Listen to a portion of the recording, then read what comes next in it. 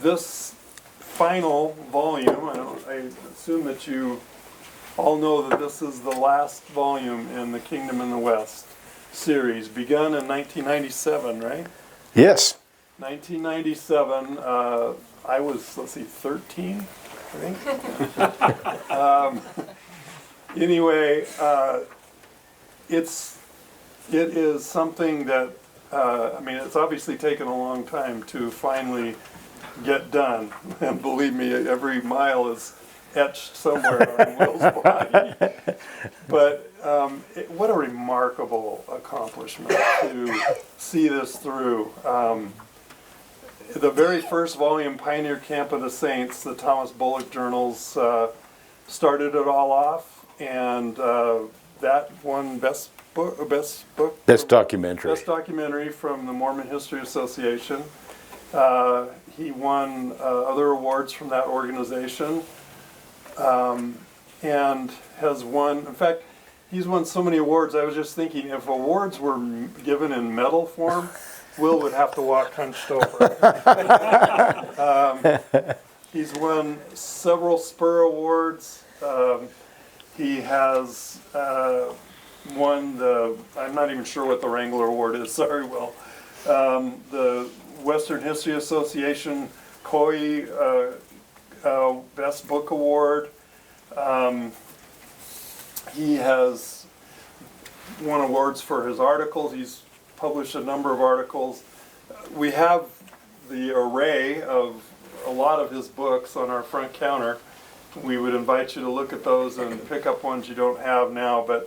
And we also have a full set of the Kingdom in the West there to show you. And then, if you're so moved, we've been setting aside just 2 or 3 sets for the future when they were finished. We've been doing this since 1997. So now we know it's done, and we'd be happy to sell a full set if you don't have it.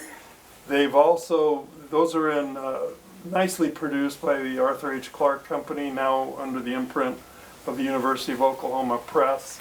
They're nicely bound, they're nice books. They were also done in leather.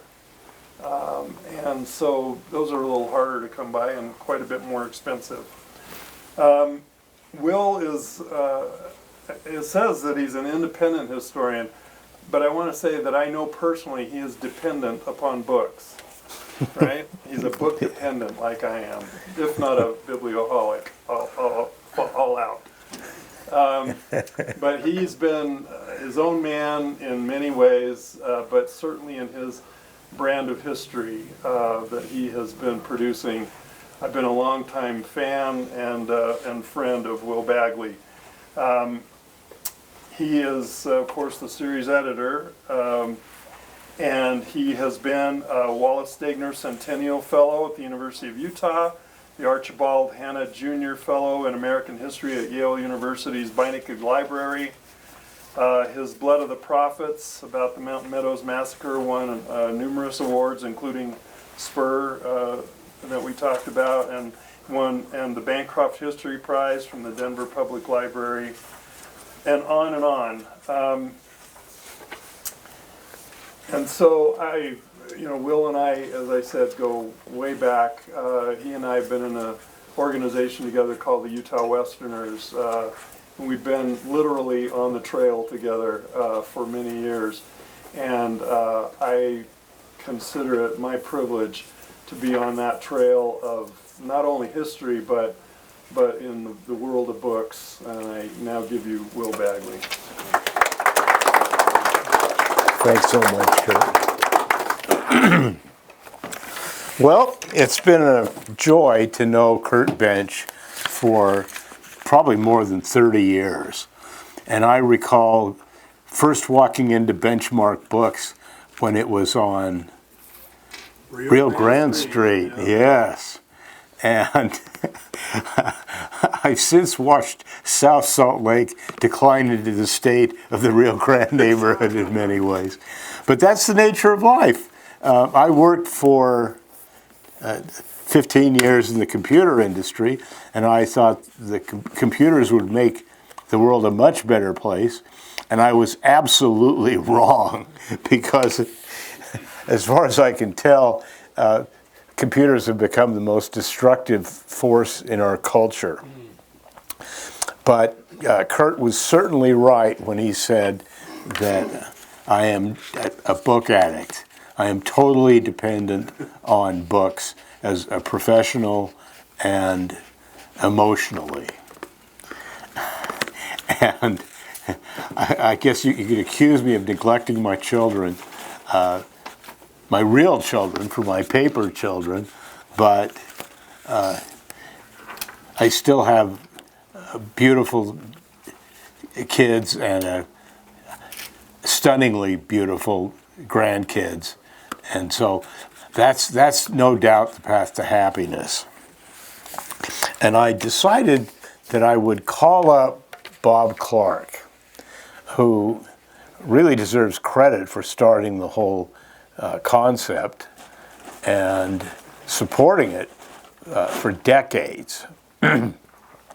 He'd often complained to me that he had no idea that I would take 22 years to finish the series.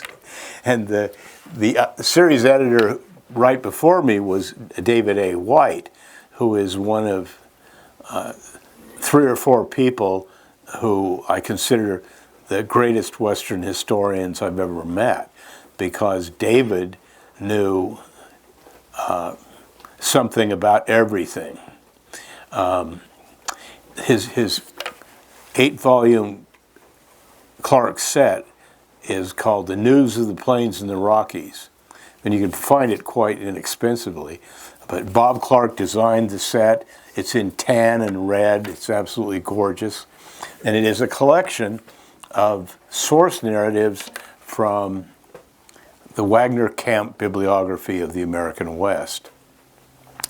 Now, if I were a college professor, which I'm definitely not, I would, and I was teaching Western history, I would have my students read every one of those documents, because sources is where we get history.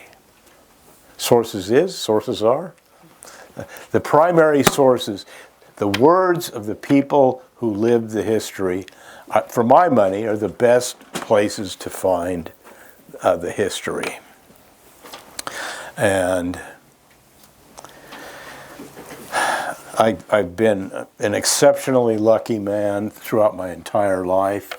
I would not have survived as an independent historian except for extraordinary luck.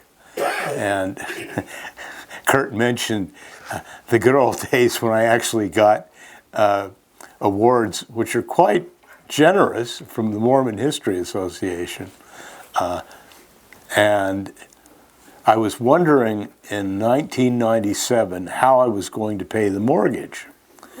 And it was the year that Pioneer Camp of the Saints came out, and I published an article called Sam Brannan and the Conquest of California. And it won Best Article Award, and Pioneer Camp of the Saints won Best Book Award, and I could pay the mortgage. And I got a call from Mike Homer, who eventually edited Volume 8 of Kingdom in the West, and he congratulated me, and I thought, saved by the bell. Either that or just the dumb luck that has sustained me throughout my entire life. But I wanted to give you a sense of the backstory. Being a series editor for Arthur H. Clarke, when Bob proposed the series to me after accepting Pioneer Camp of the Saints, I thought, I'm not worthy, but this is the greatest honor any Western historian could have, because some of the greatest writing in the West has been done by Leroy Hafen, who is another fellow Utahn and a Mormon, and William Goldthwait, who published a whole shelves and shelves of primary history. And the Clark imprint has a distinctive, easily identifiable style. And the three Clarks who ran the Arthur H. Clarke Company from 1902 to 2007. No, probably 2012. I've known two of them. One was a son-in-law of Heber J. Grant. And the other is Bob Clark, who's become an extremely dear and close friend. And when I called him this afternoon, I said, I went back and I looked at the work that we did in the background to try to come up with how many volumes we've worked on over time. And what I found was that we've got 1, 2, 3, 4, 5, 6, 7, 8, 9, 10, 11, 12, 13, 14, and probably some I've forgotten about, but that's almost as many volumes as are in this series that we had proposals on, and we tried to recruit authors who included John Hammond, a book called Shoemaker Priest about Hawaii, and Passionate Attachments, the personal writings of Hannah Tapfield King, one of the great unpublished diaries of the Mormon experience, and Lavina Fielding Anderson was going to edit that one. Mormon Voices from Texas Dust was supposed to be a collection of trail narratives about the overland companies that went from Texas to Utah by Melvin C. Johnson. A Hard Way to Serve the Lord, Narratives of the Mormon Handcart Experiment, edited by Linda Carter, who really is the living expert on Mormon handcarts. Building Zion, Mormon Town Planning and Architecture in the Great Basin, 1847 to 1900, by Martha S. Bradley. Remember this, Craig? Traveler's Tales, English and American Visitors to Deseret. Todd Compton proposed Griefs Too Deep for Tears, the life writings of Emily Dow Partridge. Great Basin Narratives, The Southern Road to California, edited by Stephen Heath. And finally, a book that was published by Cofford eventually, Villages on Wheels, A Social History of the Gathering to Zion, edited by Stanley B. and Violet Kimball. Now, all of these, and then finally, both Bob and I wrote long letters and lobbied David Whitaker, the curator at BYU Library, and the curator of the Thomas Kane papers at BYU, to publish a volume called The Papers of Thomas Kane. And David told me a story that when he was a grad student at Compton, he would go by the Arthur H. Clarke Company, which was also in Glendale, and go into the hallowed sanctuary and look at all these fantastic Western history books. And he confessed to me that one of his lifelong dreams was to publish a book with the Arthur H. Clarke Company. And it's a dream I had, and it's a dream lots of Western history writers have had. And we were really eager to get a volume of Thomas Kane papers. I'm not any kind of Thomas Kane fan, but I thought if you publish a whole volume of his papers, people will figure out that Thomas Kane was all about Thomas Kane. But a certain nemesis of mine, who is known as Jack Welch, decreed that anything held by the BYU library would only be published by BYU. And I think in many ways it broke David's heart, but that's the way it played.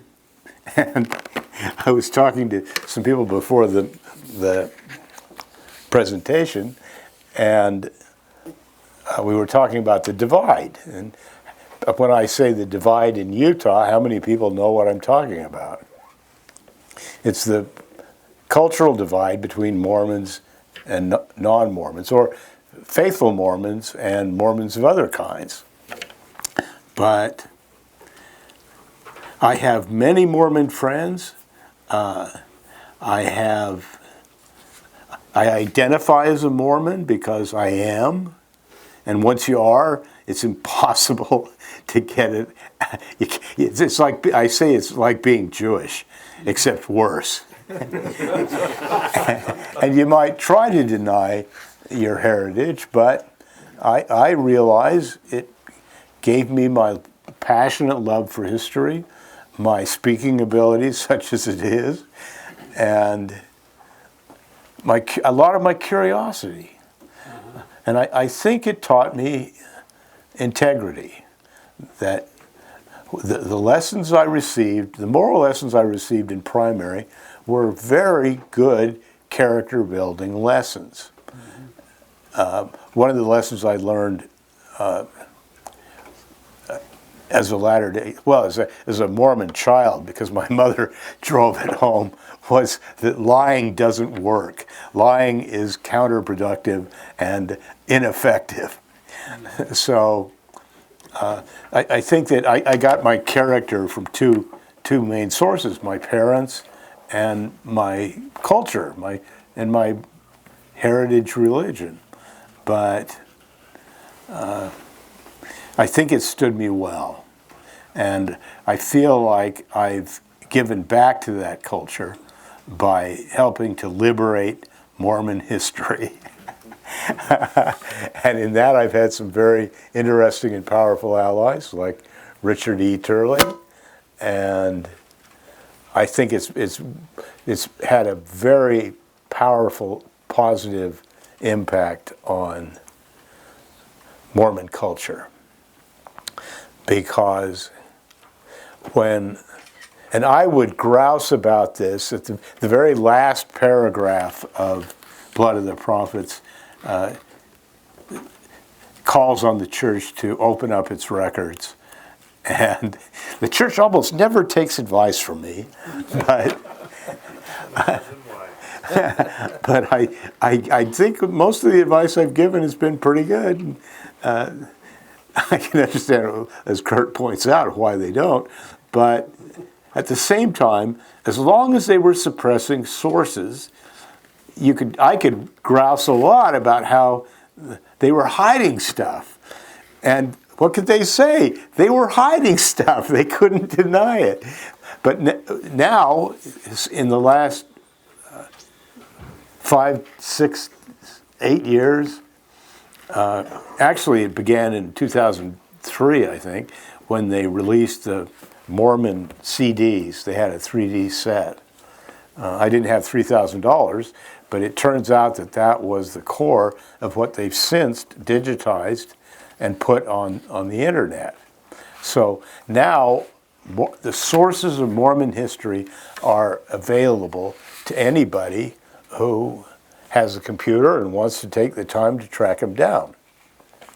And they also added, by going to this policy, they added years to the time it took to produce The Whites Want Everything, because Floyd O'Neill had paid Artist Partial to transcribe some of the core of the Brigham Young letters, Indian letters, and I'd relied on those for a long time. But now I had to go back and look at the manuscripts and proofread them against the manuscript sources. And that is a lot of work and very time-consuming. But I've been extremely fortunate because I've always been able to do what I love. Now, As I said, I called Bob Clark earlier today, and Bob believes the Arthur H. Clarke Company published 637 individual volumes with 257 different writers.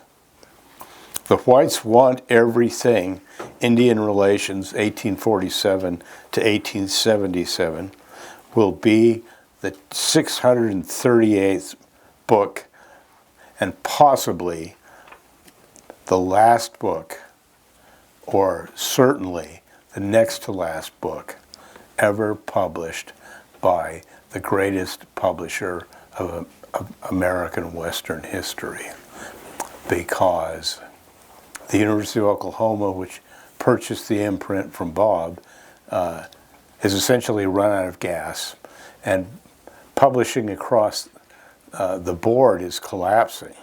I was at Western History for the first time in 11 years, and Chuck Rankin, the lead editor at the Arthur H. Clarke Company, missed it for the first time in 33 years. But it was a good run while it lasted. And people will be going to Arthur H. Clarke Company books as long as anybody cares a whit about the great story of the American West.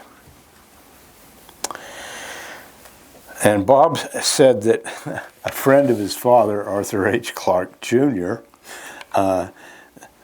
said Art told him, "Publishing is a very pleasant way to make a very little money."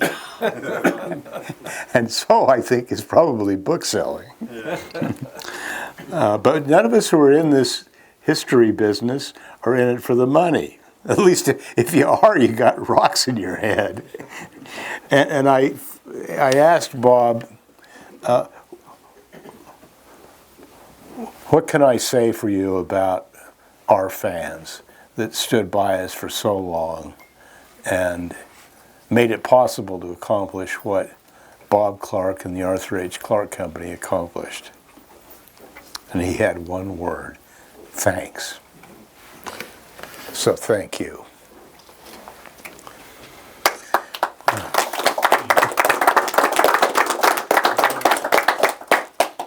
And anybody got questions? Tell us about your new book. Yeah, tell it. Oh. Spend a few minutes and talk about this volume, Will. It is my attempt to capture Indian voices. I originally named the book Native Voices from the Mormon West. And it's the hardest book I've ever written because it's about genocide. It's about the theft of the American land. It is about the destruction of a proud and brilliant people. It's about how deeply embedded in American culture racism has been. And like it or not, Mormon culture has been deeply racist. Its scriptures prioritize white skin. It's a hymn to white supremacy. But let me read the last paragraph.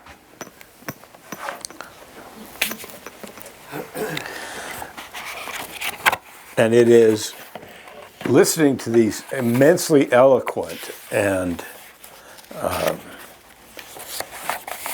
powerful voices who very clearly say that they do not want to lose their land. Land is at the heart of Indian culture. And they don't, they have some notions of property, but not like the Anglo-Saxon culture of how important property is. And I, having been to France and quite enjoyed France, I think the French got it right when they talked about liberté, égalité, fraternité, liberty, equality, and brotherhood. Yes. And in America, our motto has been liberty, equality, and property. Because that's what the Constitution's about. It's about how to defend property, and not only property, but human property. The reason that our political system is so mired up now is because the Constitution is all about protecting the institution of slavery, with states' rights and all the rest of it. But this will not win me many friends any place. But it's what I have to say from historical evidence. And this is how I conclude the whites want everything. Whatever scars energy exploitation and mining have inflicted on Indian lands, the land will endure and ultimately heal. Ironically, the poverty and hardship of reservation life has prepared Native peoples to be the ultimate survivors. Condors have returned to soar in Utah's skies, and American Indians still speak truths about the past. As long as the Great Basin's first human inhabitants can commune with the land, tribal elders say, their people will have a faith and a future. If Americans understood history, they would not still be fighting, dying, and killing in Afghanistan. Let us learn a great lesson from the crimes of our collective past. There is only one race, the human race. So,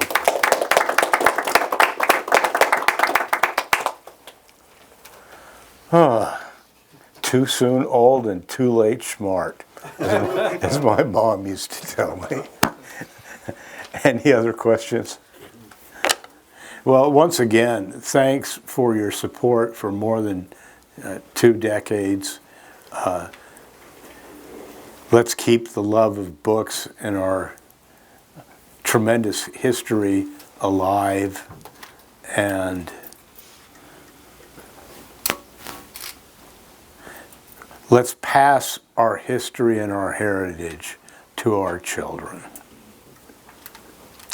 Thanks again. Thank you.